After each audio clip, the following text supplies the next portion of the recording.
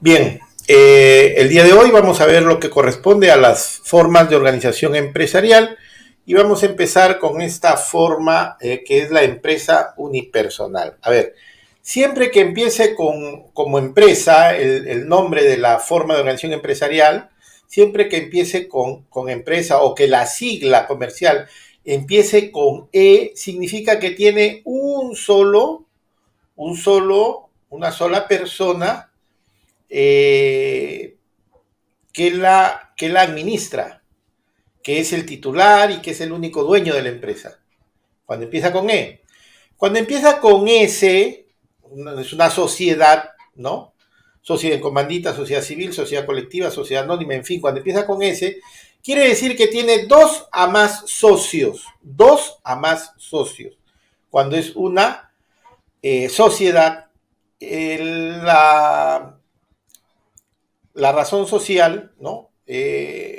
Incluirá al final una sigla comercial que empezará con S, que empezará con S. En ese caso, se trata de una sociedad y tiene dos a más socios. Bien, estas dos primeras formas de organización empresarial que vamos a ver son empresas, y en este caso, la primera es una empresa unipersonal, que está conformada por una persona natural, quien es su titular. Vale decir, esta empresa unipersonal no es una persona jurídica.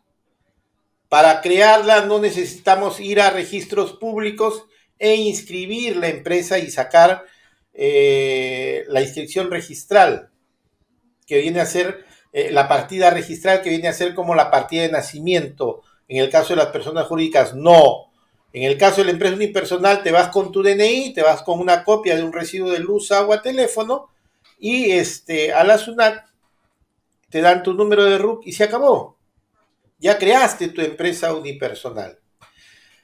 Esta persona natural, que es el propietario, es el único propietario de la empresa y quien además es el titular de la empresa, tiene total control de las decisiones empresariales. Y dado que tiene total control de las decisiones empresariales, él va a ser responsable en el caso de que se generen deudas o pérdidas. Por lo tanto, su responsabilidad va a ser ilimitada. ¿Qué quiere decir que su responsabilidad sea ilimitada? Lo vimos la semana pasada. Quiere decir que en el caso de que se produzca algún tipo de pérdida o que se genere algún tipo de deuda y después la empresa no pueda cancelar, se tendrá que coger el patrimonio personal del único propietario. Vale decir, podrán rematar su casa, su auto, sus muebles, todos los bienes del único propietario para pagar las deudas de la empresa. Eso quiere decir responsabilidad ilimitada. La empresa unipersonal además es la forma más barata y más fácil de organizar una empresa, ¿no? Es la forma más barata y fácil de organizarse empresarialmente. Bien, la otra forma, que ya es una persona jurídica, pero que igualmente está conformada por una sola persona, es la empresa individual de responsabilidad limitada. La empresa individual de responsabilidad limitada, EIRL, viene a ser la sigla comercial, EIRL. Entonces, al igual que la empresa unipersonal está conformada por una persona jurídica, por una sola persona. ¿Cuál es la diferencia? Que en el caso de la persona natural, que en el caso de la empresa unipersonal es una persona natural, pero en el caso de la empresa individual de responsabilidad limitada es una persona jurídica. Y como persona jurídica es distinta de la persona que la creó, de la única persona que la creó, del único propietario que tiene. O sea, una cosa es, vamos a suponer, Juan Valdivia como persona, y otra cosa es Juan Valdivia EIRL, que es una empresa individual de responsabilidad limitada, es una persona jurídica, distinta de Juan Valdivia como persona natural. Los órganos de administración, en el caso de la empresa individual de responsabilidad limitada, es el titular gerente, que es la misma persona. La persona que la creó, el dueño de la empresa, es el titular de la empresa y a la vez es el gerente de la empresa. La base legal de la empresa individual de responsabilidad limitada la encontramos en el decreto ley 21.621. 21.621.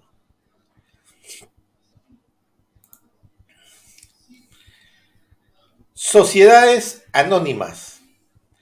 Las sociedades anónimas, que son las más comunes universalmente, ¿no? En nuestro país podemos encontrarlas de tres formas. Sociedad anónima, propiamente dicha, las sociedades anónimas cerradas, SAC, y las sociedades anónimas abiertas, SAA. Cada una de ellas con características distintas. Por si acaso, no vayamos a pensar que como existieron primero las sociedades anónimas y después existieron las cerradas y las abiertas, las sociedades anónimas antiguas tenían que necesariamente ajustarse a algunos. No, no, no. Podían quedarse como sociedades anónimas. No necesariamente ajustarse a una sociedad anónima cerrada o a una sociedad anónima abierta. Entonces, la sociedad anónima se constituye como mínimo con 2 personas hasta 749 socios. Sociedad anónima. Los socios no responden con su patrimonio personal. ¿Qué quiere decir? Que la responsabilidad es limitada. Limitada. ¿Y cuáles son los órganos de administración? Junta General de Accionistas, un directorio obligatorio, como que debe tener como mínimo 3 miembros, y un gerente general. El capital social se divide en acciones, que son títulos valor, ¿no? Que pueden ser negociables. Vale decir, tú puedes comprar acciones y luego decides venderlas y las puedes vender. Tú puedes comprar 1000 acciones y después decides vender 100. Son transferibles, que quiere decir que tú puedes comprar 1000 acciones y decides darle 200 a un hijo, 200 a tu otro hijo. No hay ningún problema, ¿no? Son negociables, son transferibles. En el caso de las sociedades anónimas, cada acción representa un voto. Vale decir, si yo tengo 1000 acciones, cada vez que yo levante la mano, estaré votando 1000 veces. Se verá considerar como como 1000 votos, como 1000 votos. Y si alguien tiene una acción, cuando levante la mano, será un voto. Vale decir, en el caso de las sociedades anónimas, no es que una persona es un voto, no. Aquí los votos van a estar determinados por la cantidad de acciones. La base legal es la Ley General de Sociedades 26.887.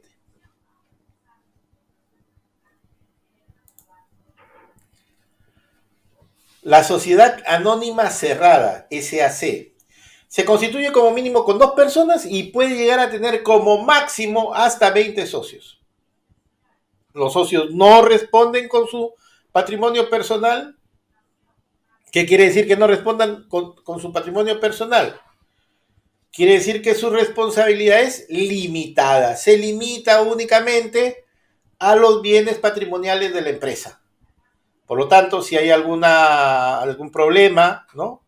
Si la empresa quiebra o genera deudas, podrán rematar los bienes de la empresa, pero no pueden rematar los bienes personales o patrimoniales de quien la creó o de los socios. ¿Cuáles son los órganos de administración en el caso de una sociedad anónima cerrada? La Junta General de Accionistas, el directorio,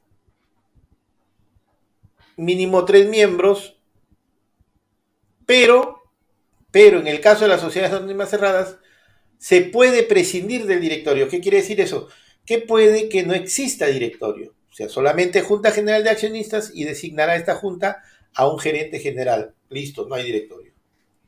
En el caso de las sociedades anónimas cerradas. Las sociedades anónimas cerradas tienen por característica de que para la venta de sus acciones hay una opción preferente. ¿Qué quiere decir esto? Quiere decir de que cuando un socio decide vender sus acciones, tendrá que ofrecérselas primero a los otros socios. Tiene que ofrecérselas en primer lugar a los otros socios. No puede ofrecérselas a cualquiera, no puede venderle a un tercero cualquiera, originalmente. Primero tiene que ofrecérsela a los otros socios. ¿Por qué? Porque justamente por eso su denominación de cerrada, porque fueron creadas para ser administradas por un círculo cerrado, que puede ser amical, que puede ser familiar, ¿no? Que se juntaron para crear empresa, para hacer empresa. Entonces, se evita la presencia de personas que no formen parte de ese círculo cerrado, con esta opción preferente, ¿no?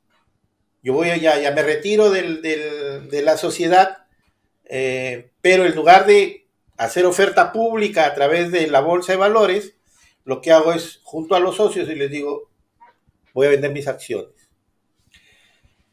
Las acciones de la sociedad anónima cerrada no están inscritas en el registro público de valores. Por lo tanto, no se negocian en bolsa de valores. No se negocian en bolsa de valores. Su base legal es la Ley General de Sociedades 26.887. La sociedad anónima abierta se constituye cuando se ha hecho oferta pública primaria de acciones o de obligaciones convertibles en acciones. ¿Qué significa que se ha hecho oferta pública? Que a través de la bolsa de valores o las sociedades agentes de bolsa se ha ofertado acciones al público, lo cual no ocurre, repito, en la sociedad anónima cerrada. En la sociedad anónima abierta sí. La sociedad tiene más de 750 socios, cuando más del 30% del capital social pertenezca a 175 más accionistas, también. Cuando se constituye como tal, o sea, como sociedad anónima abierta, cuando todos los accionistas por unanimidad aprueban la adaptación a este régimen. O sea, eran, por ejemplo, una sociedad anónima y todos los accionistas por unanimidad aprueban convertirse en una sociedad anónima abierta. Esa es la forma de constituirse de una sociedad anónima abierta. En el caso de la sociedad anónima abierta, los socios no responden con su patrimonio personal. Vale decir, la responsabilidad es limitada. Los órganos de administración igualmente son la Junta General de Accionistas, el directorio obligatorio, que ya hemos dicho, siempre deberá tener como mínimo tres miembros, y el gerente general. Las sociedades anónimas abiertas deben registrar sus acciones en la Superintendencia del Mercado de Valores. La Superintendencia del Mercado de Valores.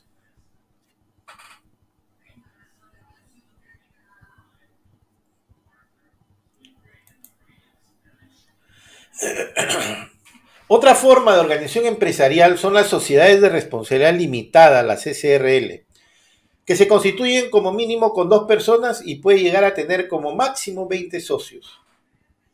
Los socios no responden con su patrimonio personal, vale decir, por eso dice responsabilidad limitada, sociedad de responsabilidad limitada. Los órganos de administración son la Junta General de Socios y la gerencia, no existe directorio. Y el capital social, y aquí viene la principal diferencia, se divide en participaciones. Las sociedades anónimas, acciones que puedan ser negociables, ¿no? O transferibles. En este caso, el capital social se divide en participaciones. Participaciones que no son títulos valor, no son un pedazo de papel como lo es una acción, sino que están inscritas en el registro público de valores, ¿no? Perdón, en el registro público, en los registros públicos. Estas participaciones están anotadas, pero tú no tienes un papel que diga que eres dueño de tal cantidad de participación. No es. Una acción es un papel, ¿no? En donde dice que tú eres propietario de tal cantidad de acciones de tal empresa, ¿no? Una participación no es un título valor. Las acciones incluso pueden servirte como aval de préstamos, por ejemplo, ¿no? Tú puedes ir a un banco y dejar tus acciones en garantía para que te otorguen algún tipo de préstamo. Las participaciones no. Su base legal también es la Ley General de Sociedades, la 26.887.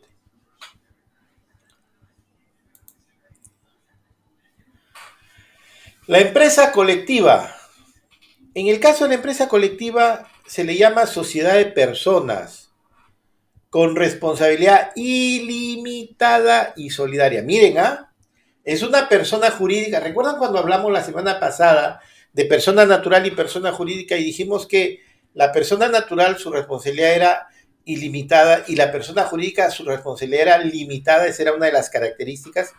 Y yo les dije, no siempre. Va a haber modelos societarios, personas jurídicas cuya responsabilidad es ilimitada. La sociedad colectiva es una de ellas. Su responsabilidad es ilimitada y solidaria, va a decir, entre todos los socios. Las decisiones se adoptan por mayoría de votos, o sea, por persona. ¿Recuerdan cuando hablamos de la sociedad anónima, de las acciones que decía yo? Cada acción es un voto. Si tienes 1000 acciones, tienes 1000 votos. Si tienes una acción, tienes un voto. Acá no. Acá cada socio es un voto. Así tenga 1000 participaciones o 10 participaciones. No interesa. No está en función de los aportes que haya hecho cada socio. La transmisión de participaciones es por acuerdo unánime de los socios. O sea, no es como en el caso de las acciones, en donde tú, si tú lo decidías, podías transferir tus acciones, venderlas, vender una parte de ellas, en fin. No, acá no. Acá para que tú puedas transmitir tus participaciones, tiene que ser con el acuerdo unánime de todos los socios. Basta con que uno diga no, no se pueden transferir o transmitir tus participaciones a otra persona. La administración es ejercida por todos y cada uno de los socios de manera separada e individualmente. ¿Qué significa eso? Que en el caso de la sociedad colectiva, por eso es que la responsabilidad es ilimitada, porque el socio asume la administración de la empresa en un momento determinado. Todos la van a asumir en un momento determinado de manera separada e individual. Vale decir, por ejemplo, ustedes de repente deciden formar una sociedad colectiva, una empresa colectiva, una sociedad colectiva, y esta sociedad colectiva,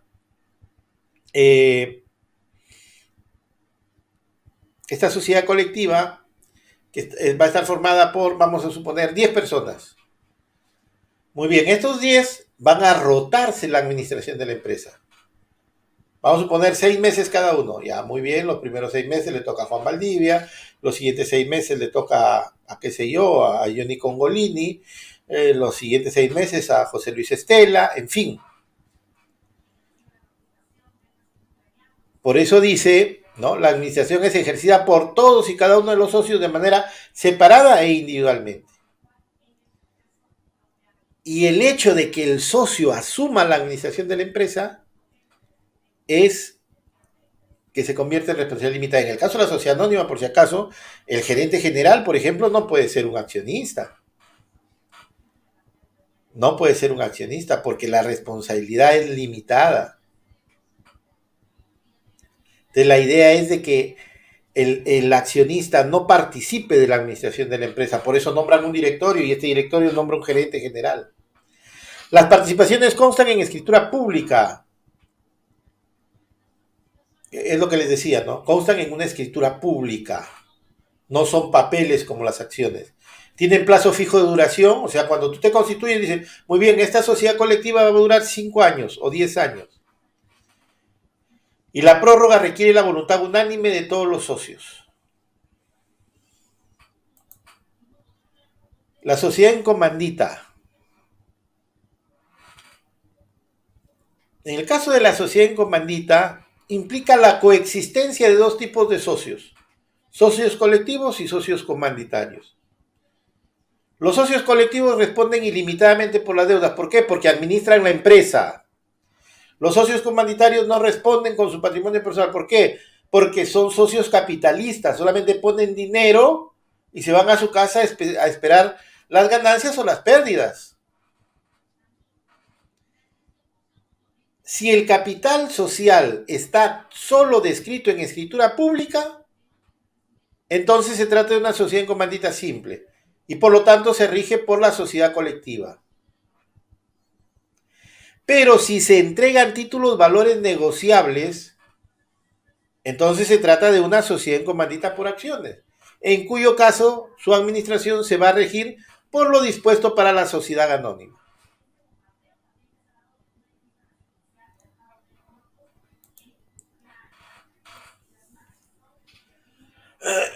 La sociedad civil.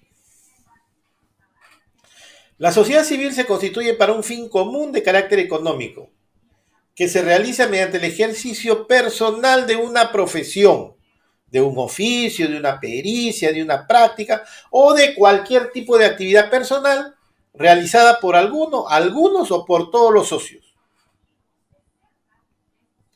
¿A qué nos referimos? Por ejemplo, estudio de abogados, Valdivia y Goicochea, sociedad civil. Entonces, nos hemos constituido como una sociedad civil, ¿para qué? Para ejercer nuestra profesión de abogados, en el caso de los abogados. Esta sociedad civil puede ser ordinaria o puede ser de responsabilidad limitada. En el caso de la ordinaria, la responsabilidad es ilimitada. En el caso de la sociedad civil de responsabilidad limitada, deberán tener menos de 30 socios y la responsabilidad se limita únicamente al patrimonio empresarial. En este tipo de sociedad son importantes la experiencia profesional, las habilidades o el renombre que puedan poseer los socios.